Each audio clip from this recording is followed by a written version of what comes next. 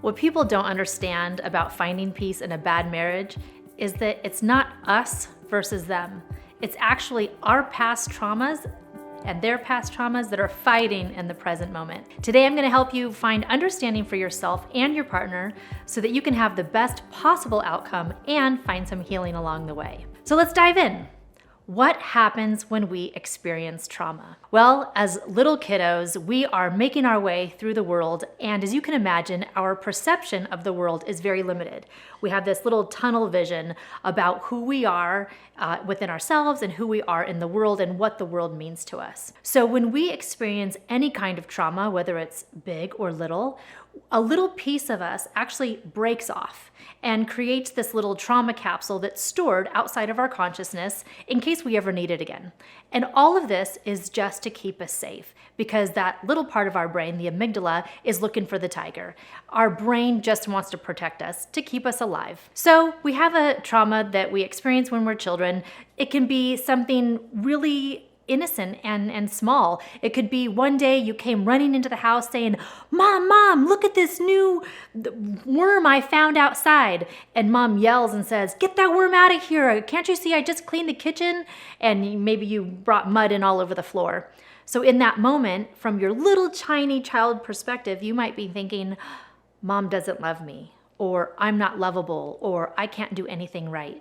We're constantly creating a belief system at that young age about ourselves, about the people in our lives, and how we exist out in the world. So you can imagine as you're growing up throughout your life, you've got all your childhood years, all your teenage years, now you're in a relationship, you've got all these pieces of you that have kind of broken off with these little beliefs that you have made, and now you're in a relationship and it's not going well. So you think, oh, it's me versus this other person, we're having this conflict, why can't we just be happy?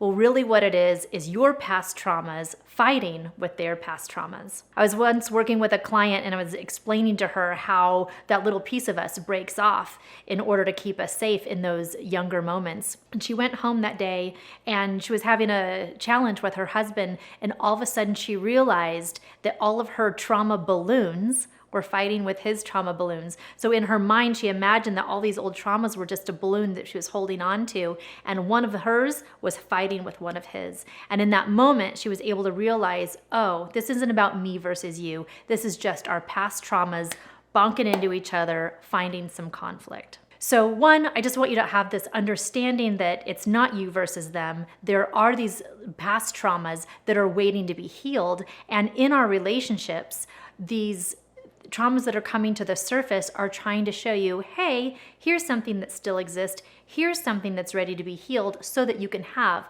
that better relationship that you are looking for. It's really helpful for us to release expectations about how it's quote unquote supposed to be. We have in our mind how we want our relationships to be. He or she should be doing this. They should be saying that. One thing that I hear a lot is, I shouldn't have to tell them. I shouldn't have to tell him to do this for me, or I shouldn't have to explain it. Truth is, we all need a little bit of guidance. There's nobody that can read our minds, no matter how in sync we are, no matter how compatible we are. And if we're not actively asking for what we're needing, then that other person can't meet our needs. And we also need to let them off the hook for how we think it's supposed to be in our minds. Releasing expectations is a journey that I've been taking for the past 2 years, and it's made all the difference in my life. Releasing the idea of how things are supposed to be in communication with a partner, with a child, with a coworker. It's been said that money is the root of all evil. I actually believe that its expectations are the root of all evils. Every time I've ever been disappointed or hurt or angry or upset, it's because I expected something to be a certain way and it didn't play out the way I had planned it in my mind. So release those expectations. It is a daily habit to get into and to really take some time to look at yourself and see, okay, what expectations do I have on this other person? What am I expecting them to say? How am I expecting them to react? What are the look in their face that I'm expecting, or the physical touch that I'm expecting? Instead of making those expectations and then not saying anything, it would be really helpful for your partner if you could say, hey, I've realized that I have this expectation on you about what I'm wanting you to say or the way that I'm wanting you to show up. And so I'm realizing that what I need to do is ask you, will you do this for me? Can you do this for me? Can you do this for us? And start opening the lines of communication. Also, in each moment, it's really important to take some time for your own self-care. If you are finding yourself in that moment, finding the words to say, you know what? I'm not going to be reacting my best way right now. I need some time. I need a break. I need to get myself together so that I can show up in this conversation in a better way, in a way that's going to serve both of us and our relationship. Because we can never change the situation. We can only change our reaction to it. We can only change the way we respond. And reacting is very different than responding. So really opening up those lines of communication about, hey, I feel like I'm going to react right now. I'd really like to respond. So I'm just going to take some time to calm down and figure out what I need so that I can show up for this conversation in a better way. So when you take that time for yourself, ask yourself, how can I care for myself right now? Usually when we're having a challenge with another person, it's because we're having a need that's not being met. So ask yourself, what is it that I need? How can I meet that need? Because it's always an inside job. We can want so much for another person to change and to do it the way we want. And truth is, even if they did it the way that we wanted them to do every time, if you're not filling that need within yourself first, then it's not going to land, it's not going to anchor in. So granted, this is just a very small basic step in a very complicated and challenging situation.